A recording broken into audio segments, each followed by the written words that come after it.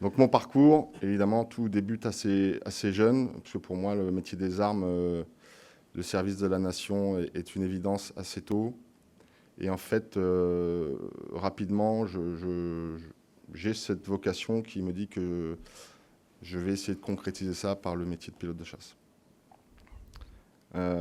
Et donc, à cette époque, la seule chose à faire, c'est de bien travailler à l'école, obtenir un bac scientifique, faire les classes préparatoires pour intégrer l'école de l'air.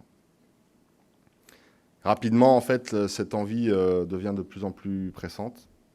Et vers l'âge de 13-14 ans, je me renseigne réellement, donc auprès à l'époque des bureaux Air Information, enfin, de mon bureau Air Information, pour savoir quelles sont réellement les voies d'accès au métier des armes et si éventuellement, par une voie détournée, je pourrais néanmoins atteindre mon objectif qui demeure mon objectif unique d'être pilote de chasse. Et effectivement, je me rends compte qu'il y a donc cette petite porte qui existe, qui me permettrait très tôt donc, de rejoindre l'institution, de porter l'uniforme, et qui néanmoins, si je m'en donne les moyens, me permettrait éventuellement d'accéder un jour à ce métier qui pour moi est un rêve.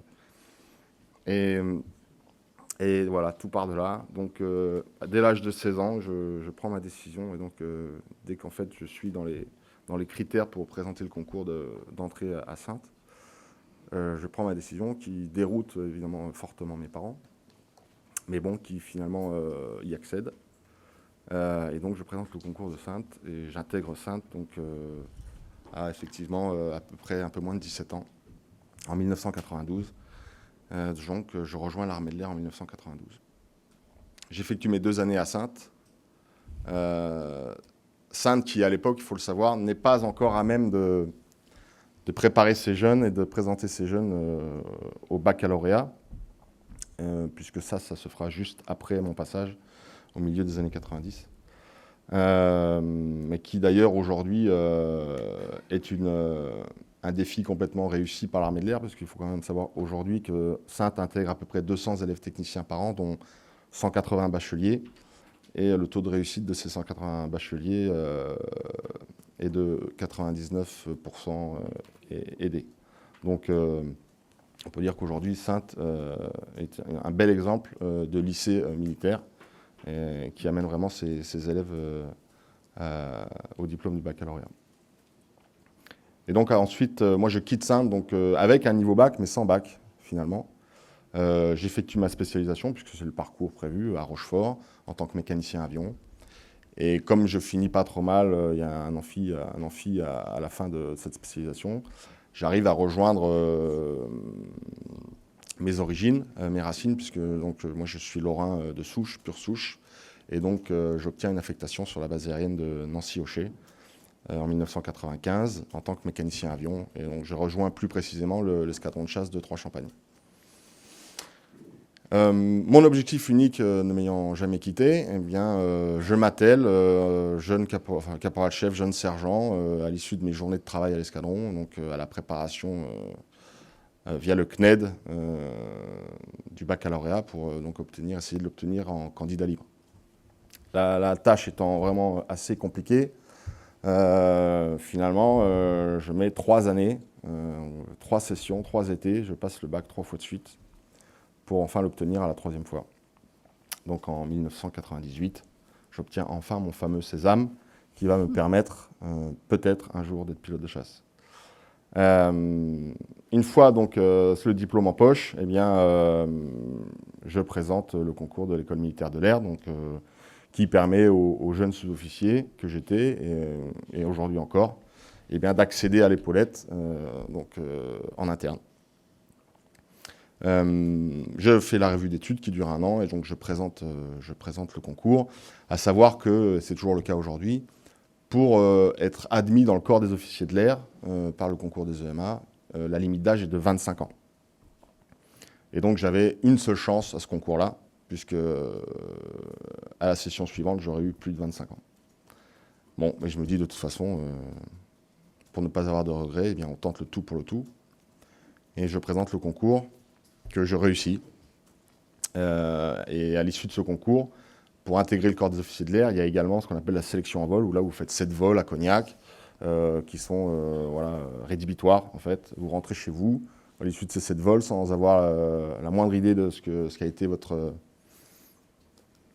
travail en l'air, votre façon de voler. Et puis un jour, on vous appelle et on vous dit bon, bah, c'est bon, vous êtes retenu.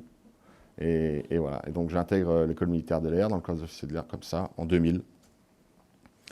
Mais la route est encore très longue, ça je le sais, mais déjà, j'ai quand même un bon pied dedans. L'école se passe, et puis donc débute la formation en vol. Et donc 4 ans de formation difficile. 4 années pendant lesquelles il faut vraiment s'accrocher.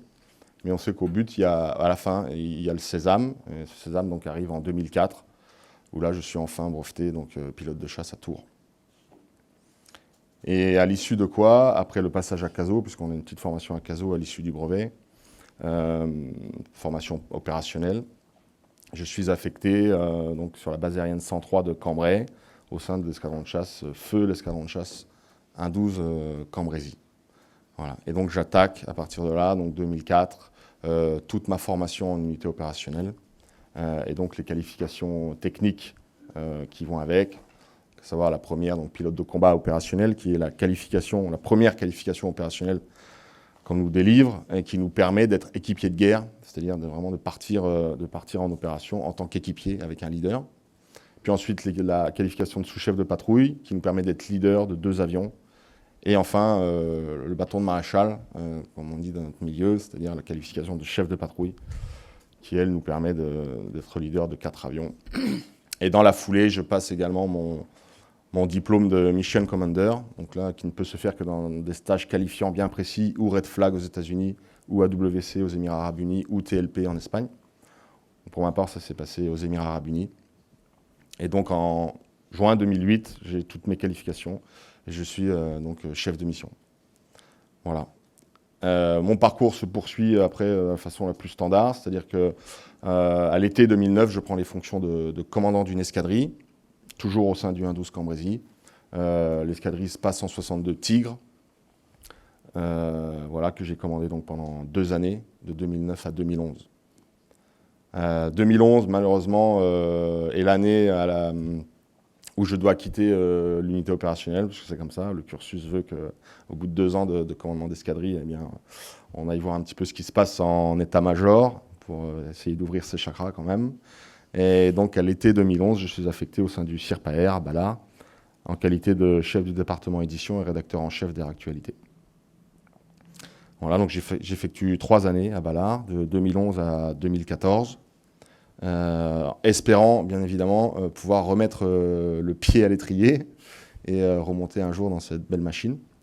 Ce qui est le cas, donc en 2014, j'ai cette chance. On m'offre la place d'adjoint au chef des opérations de l'EC25, Île-de-France. Donc j'ai rempli ces fonctions pendant 1 année et depuis donc l'été dernier, je suis chef des opérations du 25 Île-de-France.